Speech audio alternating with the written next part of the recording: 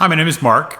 I'm a financial advisor and actually what's called a private wealth advisor. And I often get asked, what do I do? I'm excited to be teaming up with LRNG. So today I'm going to try and answer some of those questions for you about how I got started and talk a little bit about the work that I do today and really for whom I do that work.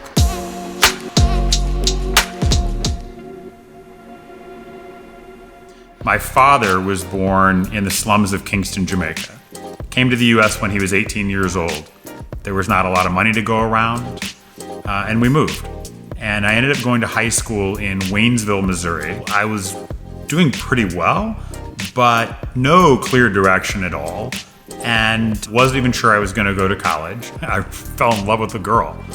And her father actually was the one that convinced me to go to college with the help of my Army ROTC scholarship. I went off and to the University of Missouri. I didn't have any money and I had to work while I was in school. And it took me getting through college and frankly, starting my service as an Army officer to really understand that my background, though pretty modest, was actually an advantage because the one thing that I learned that other people hadn't learned was how to work hard.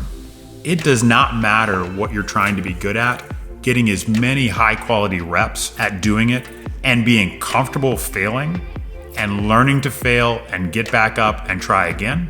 Those are the concepts that can make you successful in any other thing that you choose to do. People ask me pretty often what made me want to have a career in financial services.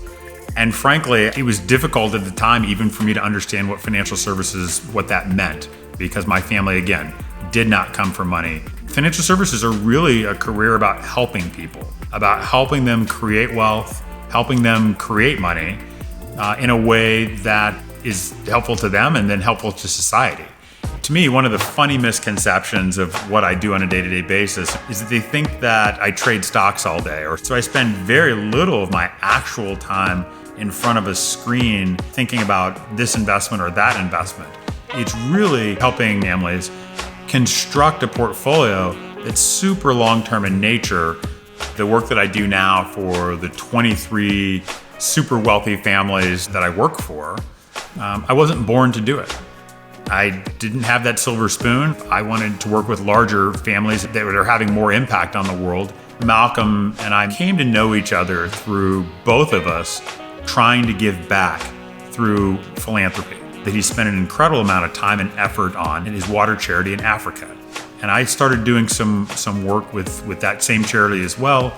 Before the Brogdon Family Foundation was born, there was a lot of thought that went into how would we construct that foundation? What would be the tax implications of that foundation?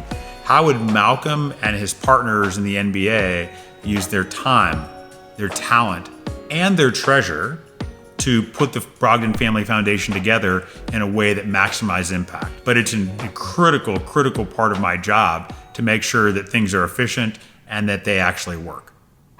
A typical day for me is one that was very much like today. And it started out with early morning call with all 7 members of my team, where we went through our calendar for the day, today and tomorrow.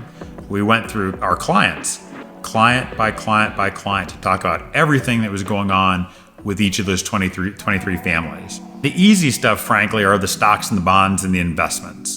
The more interesting and more intricate aspects, though, are understanding the family, helping them figure out what it is they're trying to accomplish, the impact that they want to have with their wealth, both on their family and on the world, and helping them harness that impact. One of the characteristics that I've found in all super successful people that I've ever met is that they fail, particularly at a young age. I say if you're not failing at things, then you're not trying things that are hard enough for you, and you need to try some things and do some things that are even harder. In terms of being successful at what I do, I really think it comes down to 2 factors. Number 1, being intellectually curious, really being interested in the world and going to the second and third level and turn to understanding a wide variety of things in the world, having a range of the things that are interesting to you and you delve into. The second part is really just being interested in and caring about people and wanting to help people be better themselves wanting to help them make their families and communities better and make the world better.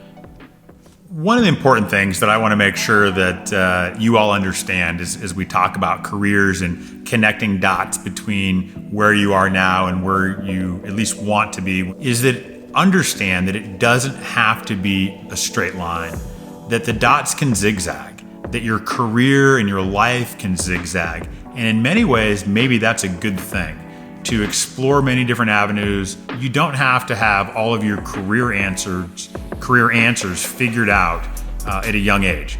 In fact, almost nobody does. So I don't want you to worry about that too much. If somebody can read, communicate, write, have some math skills, you can do actually anything. So you can be in financial services or you can be an astronaut if you have those basic skills. And it's incredibly exciting to me that you have examples like Malcolm Brogdon to look up to and try and emulate and be like Malcolm and do the things that he does, have the impact that he, Jan, and their family have on the world. Well, that's it for me, guys. Thank you for watching. I hope that the things I've had to say were helpful and impactful for you. If you want to see more videos like this one and check out the people that I work with and Malcolm works with, you can check out lrng.org. It's an incredible resource for young people trying to connect the dots between their passions and what they want to do professionally. Take care.